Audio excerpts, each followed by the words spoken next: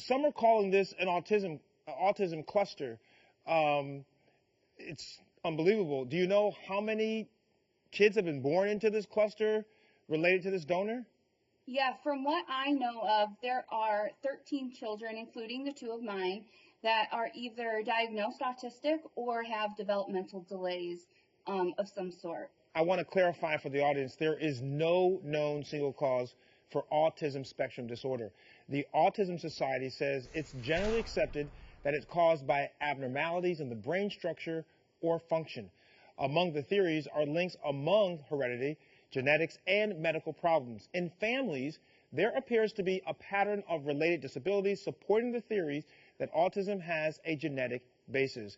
You know, Danielle, I'm going to give you an analogy that may be, not completely appropriate, but not to minimize the situation. But you got to think, for example, if someone sells you a car and they say that this car has this type of engine, that the brakes are great, we've checked all these things out, and you drive off the lot, and in a week, all these things start falling apart.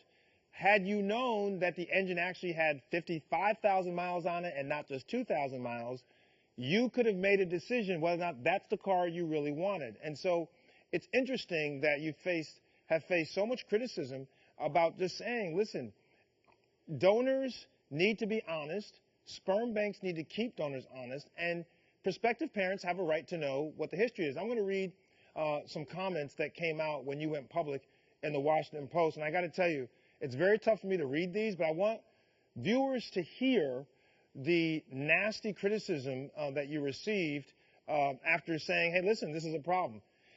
One, beggars can't be choosers. You get what you get, and you don't throw a fit. Just raise your kids, lady. Geez. Seems to me she's just complaining because she didn't get the perfect child. Looking for a payday because she's not happy with the product. And lastly, I feel so sorry for these two little boys that have to be raised by this so-called mother. I hope she can get over herself and decide to love her children. Danielle, what do you want to say to these people who have been so critical? You're simply not informed well. You're inaccurate with all of those statements. I love my children unconditionally. I went into motherhood knowing that no matter what God gave me, I will love them to the end of the moon and back.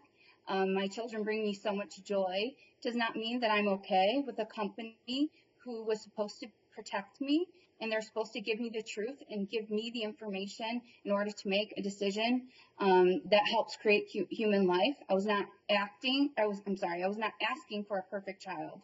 I was asking for the truth. This has nothing to do with me not loving my children. I love my children as much as any mother does. They are amazing. They light up a room. At the same time, they struggle a lot. And when they struggle, it is absolutely heart-wrenching. And no mother should have to go through that. Unfortunately, these people are misinformed, so they can think what they want. But I know the truth. My children know the truth.